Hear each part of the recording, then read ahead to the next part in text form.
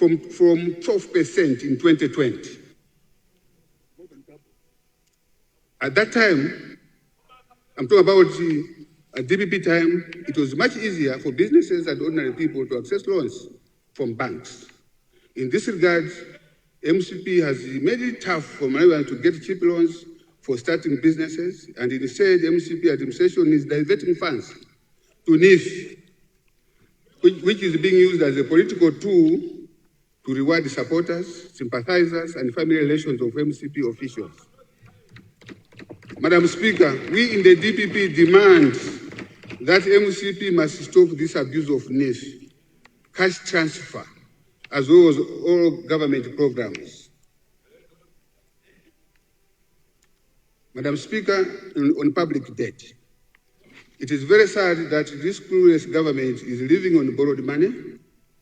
As a result of too much borrowing, public debt has now exceeded 15.1 trillion. When we are leaving government, Madam Speaker,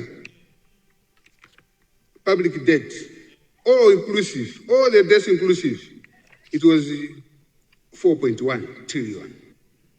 But within 4 years, MCP has almost tripled their debt to 15.1. In addition, MCP continues to borrow for consumption and mostly to fund campaign programs which are disguised as development. The President has also undertaken over 60 trips since 2020, when our President only undertook 12 over a period of 6 years.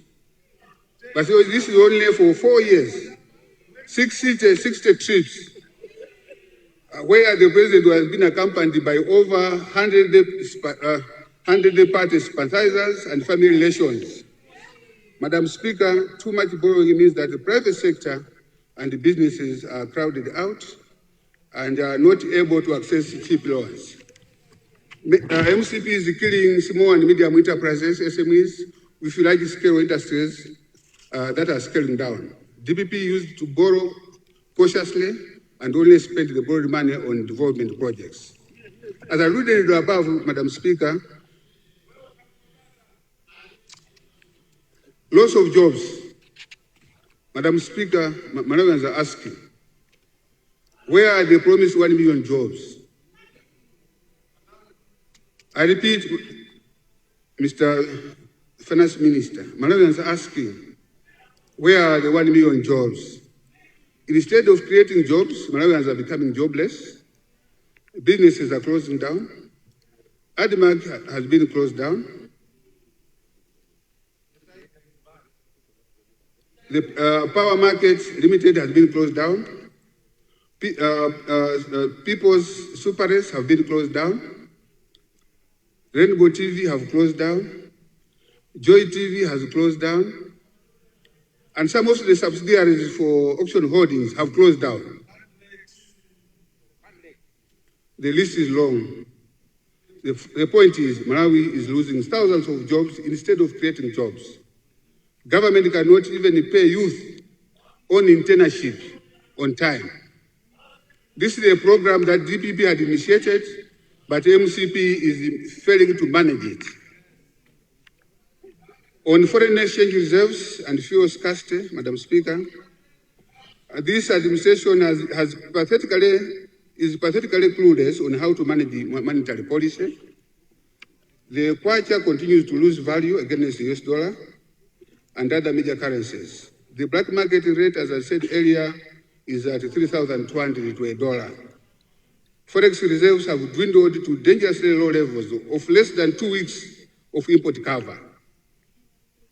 MCP has mismanaged the economy to the extent that it is failing to pay the country's essential imported commodities such as fuel, fertilizers, and medicines.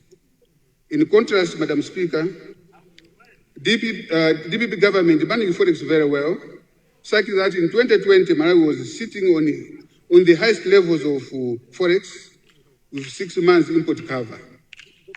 Sadly, today, MCP administration has subjected the Malawians to long queues because government has mismanaged forex.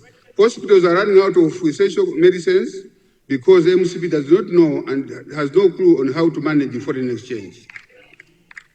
The fuel shortage has reached critical levels. Business have come to a standstill. People can no longer easily make travel plans. The fuel crisis is pushing prices of other essential commodities. Like today, I think the prices of soft drinks has increased. I'm sure you have seen it, Madam Speaker. The fuel crisis is pushing up prices of other essential commodities such as bus fares, which has almost doubled. MCP is so clueless on how to manage the situation as motorists spend sleepless nights on long fuel queues. Malawians are subject to torture and they are forced to pay high prices in order to secure fuel. Fuel is selling 8,000 per litre in the black market.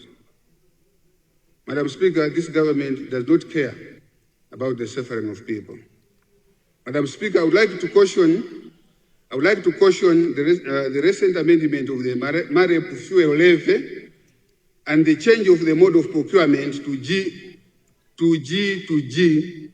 mode of procurement. I hope, Madam Speaker, or the Minister of Finance, you have noted what has happened in Kenya. Actually, they have cancelled, they have terminated the G to G because it has not helped the economy in Kenya. The solution, Mr. Minister, is foreign exchange. If you have foreign exchange, you have fuel, you have food, you have fertilizer, and you have also medicine in hospitals. It's not the mode of procurement that matters. On the roads and the public infrastructure, it is also unfortunate that the MCP administration is neglecting crucial roads and infrastructure which are key to the development of the country. MCP is only concentrating in the wrong way. And it has forgotten all the districts. For example, in the north, you have forgotten Chiweta-Mlowe Road. You have forgotten Rumpi-Ntalile Chitipa Road. You have forgotten Ilomba Road in Chitipa. Just to mention, in the Luxor area, Madam Speaker, MCP has forgotten in Kota Maromunchis Road. It has forgotten M5, the Luxor Road. And also they have forgotten in Kaika Mansambo to Kasapura Road. What MCP knows is the wrong way. In the southern region, MCP has neglected the Tabwa Mona Fatima Road. They have forgotten the Lilangwe Chingale Machinga Road, the Kameza Chireka Airport Road, and MCP does not seem not to care. All they care about is the wrong way. And the current administration is the wrong way. Madam Speaker, as we all know that DPP never sidelined any district, any district Can we hear the region. honorable member in silence, please? As we all know, DPP never sidelined any district or region. It initiated projects across the country, regardless of whether or not it is getting support in that district or region. DPP negotiated with the Chinese government on the construction of M1 from Crossroads to Lumbas. And we signed it. And we negotiated and signed the contract. As on my right, we also signed the contract with the European Union. Please, that's the East order. We signed the European Investment Bank on the M1 road from Lumbas to Nzimba. It's DPP. We also negotiated and signed a contract with the Japanese government on the road from Bunda Tenov to Crossroads.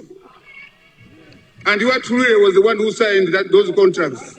After my president, Professor Tapita Mutharika, had negotiated with these governments.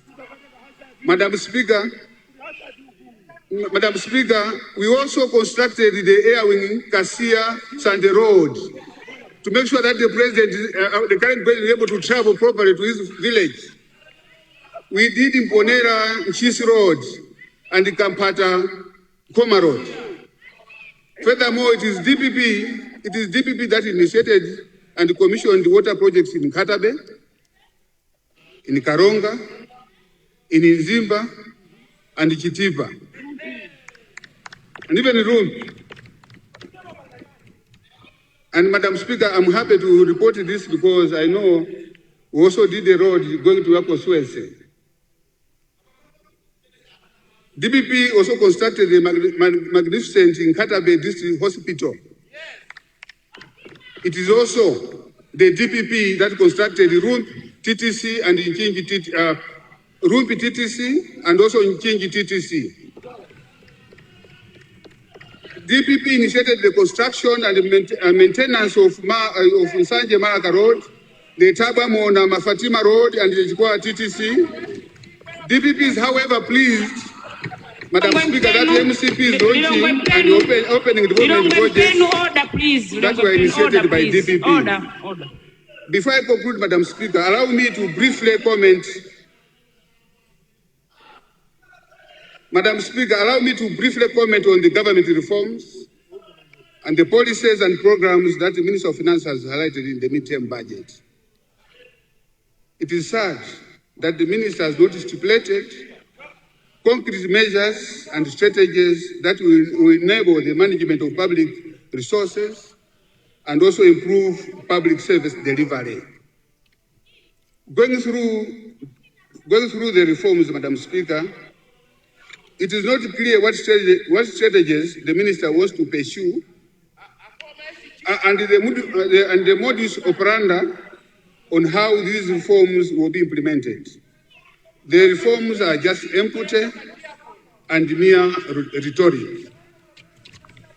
Finally, Madam Speaker, the revenue enhancement measures with regard to removal of VAT waiver for the privileged individuals, the implementation of electronic excise tax stamps, and the modernization of the electronic payment system will not have any impact in generating more revenue as expected by government. For example, on the removal of VAT waiver on motor vehicles for privileged individuals, most beneficiaries of this facility have already benefited, and this facility is not available on an annual basis, but rather for a specific period. And for MPs, it's for 5 years.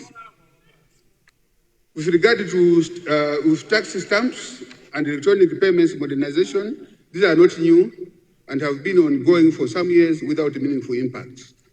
Finally, Madam Speaker, I would like to urge the Minister to completely remove, I repeat, I will urge the Minister to completely remove the voluntary tax compliance window for motorcycle operators, Kabaza. I'm saying this, Madam Speaker, because I consider this measure as inhuman, it's cruel, and inconsiderate to the dignity of poor Malawians who are working hard to survive and feed their families. You just have a minute to go. You've exhausted your 30 minutes. 1 minute, I'll finish. In 1 minute, I'll finish. I'm saying this voluntary window for Kabaza is